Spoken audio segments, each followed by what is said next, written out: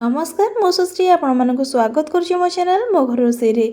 आज मुझे सहित चिली कोबी रेसिपी शेयर करने जाऊँगी जोटा कि भात और रुटी सहित खावाई बहुत भल लगी था। ता सहित आपण मैंने यही चिली कोबी रेसिपी को स्नैक्स भाई खाईपारती। आप चिली कोबी रेसिपी को यही उपाय बनइले बहुत कम समय मध्य इजिली बहुत टेस्टी चिली कोबी बनई पारे। तेबे चलतु देखिनवा आज ये चिली कोबी रेसिपी कौन कौन सब आवश्यक। ए प्रथम ये मुझे दुईटा फुलकोबी की नहीं जाइए भलसे धोई सारापर एमती सरू सरू पिस करके काटी नहीं जेहेतु आम सीझेबानी जड़े जड़े चिली कोबी बनइला बेले सीझे दिखती किंतु ये मुझे सीझेबी से पतला पतला पिस करके काटिकी रखी नहीं जमीक छाणिला समय बहुत इजिली छाणी हो कोबी को पूरा एमती पतला पतला पिस करके मुझे काटिकी रखी नहीं। ता सहित एठी नहीं जाइए किसी कैप्सिकम एठी मु 3टा कैप्सिकम नहीं सेठी किसी पियाज नहीं पूरा एमती क्यूब सेप्र काटिकी भलसे छड़ेकी रखी नहीं। एठी नहीं जाइए किसी रसुण और किसी कंचा लंका को भलसे काटिकी किसी अदा और रसुण पेस्ट नहीं जाइए जोटा कि बहुत भल फ्लेवर आने सहित किसी धनिया पत्र काटिकी नहीं किसी चिकेन मसला किसी गरम मसला किसी धनिया पाउडर ता सहित किसी रेड चिली पाउडर नहीं जाइए। एबे गोटे बाउल कॉर्नफ्लोर गोटे बाउल मैदा ता सहित स्वाद अनुसार लुण किसी हलदी ये नहीं जाइए रिफाइन तेल जोटा कि आम छाणी बेले व्यवहार करवा। एठी किसी टमाटो सॉस नहीं जाइए किसी सोया सॉस ता सहित एठी किसी चिली सॉस को नहीं जाइए। ए चलते रखिथिबा कोबी को आम एठी मैरिनेट करवा। एबे से रखिथिबा कोबी को नहीं जाइए से गोटे चामच स्वाद अनुसार लुण पकई नहीं गोटे चामच हल्दी पाउडर पकई सारा पर एबे से रखिथिबा चिकेन मसला को पकई नहीं एबे से गरम मसला को पकाउची एबे से पकाउची किछि धनिया पाउडर एठी जो धनिया पाउडर पकईची मोटे गोटे पैकेट नहीं जाइए आपन जदि स्पून रे पकाउछंती दुईटा बड़ चामच रे धनिया पाउडर पकई नेबे जोटे बहुत भल फ्लेवर नहीं आसीबो। एबे से पकाउची किछि रेड चिली पाउडर ता सहित सब मसला पकई सारापर एबे से पकईले किसी अदा और रसुण छेचा अदा रसुण छेचा दवा द्वारा बहुत भल होता है आमर जो कोबीटा छणा हम ता फ्लेवरटा बहुत भल आसो से अदा रसुण पेस्ट किसी नहीं जाइए। एबे से गोटे बाउल मैदा नहीं जाइए गोटे बाउल कॉर्नफ्लोर नहीं जाइए आपड़ जो अनुसार कोबी नौकरी से अनुसार मैदा और कॉर्नफ्लोर को देखिकी ने।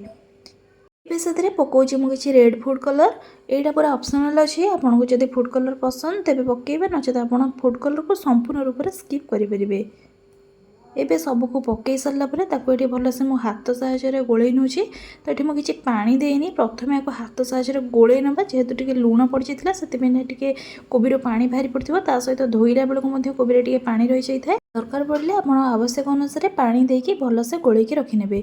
एबे देखते ए भलसे मैरिनेट करके रखी नहीं। एबे गोटे कड़ाई रे गरम कर किसी रिफाइन तेल तेल भलसे गरम हो जाए एबे से कोबी को भलसे पूरा गोल्डन ब्राउन कलर है पर्यंत छाणी नौची। तो कोबी को आम छाणा से पूरा मीडियम फ्लेम रे रखिक छाणवे जदि आप हाई फ्लेम कर दियंती तेबे कोबीर ऊपर कोटा पोड़ीज ता सहित कोबी मझिर सीझीबनी से लो रु मीडियम फ्लेम रे रखिक छाणवा द्वारा कोबी बहुत भल से छाणी हो जाए सहित जेहेतु आम कोबी को सीझेने कोबी भल से छाणी हो सीझीज। तेबे देखूँ ये भल से गोल्डन ब्राउन कलर हो जाए गोटे छणा साहाय्य बाहरी करके रखी नहीं। से कड़े किसी तेल नहीं सारापर एबे से किसी छोट छोट कटा जाइए लंका और रसुण को ये किसी समय रसुण कंचा गंध जावा पर्यंत ये भलसे भाजी नहीं। एबे टिके गोल्डन कलर हो गलानी माने रसुण एबे संपूर्ण रूपे भाजी आसलानी। एबे से पकाउची किसी कटा जाइए पियाज पियाज को पकई सारापर लंका और रसुण सहित मिसेक पियाज को किसी समय भाजी नौ पियाज टिके नरम होगापी से अल्प टिके लुण पकई नहीं। पियाज हल्का टिके नरम हो आसला से पूर्व काटिक रखिथे कैप्सिकम को पकईकी पियाज सहित मिसेक किसी समय सीझापी छाड़ी नहीं। एबे पियाज और कैप्सिकम भाजी होगा भितर सॉस को प्रस्तुत करनवा। एबे गोटे बाउल नहीं जाइए किसी टमाटो सॉस से गोटे बड़ चामच पकई नेली किसी सोया सॉस किसी चिली सॉस को पकईकी भल से गोलैकी रखी नौची।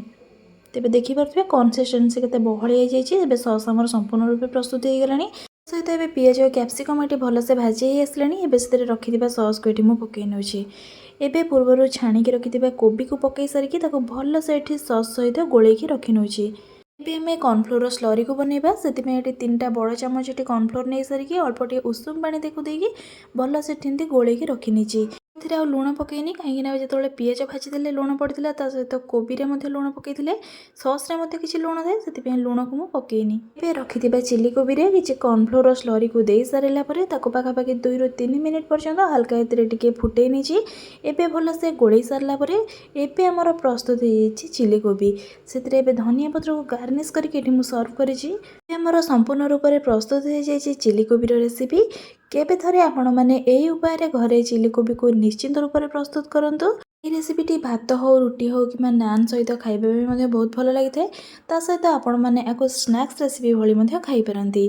तेबे कमेंट सेक्शन में मत जानवे वीडियोटी आपको केमी लगे। वीडियोटी हेल्पफुल होते मो चैनल को सब्सक्राइब करने सहित आपण ए रेसिपी को आप फ्रेंड्स मान सहित हो कि रिलेटिव मान सहित सेयार करें।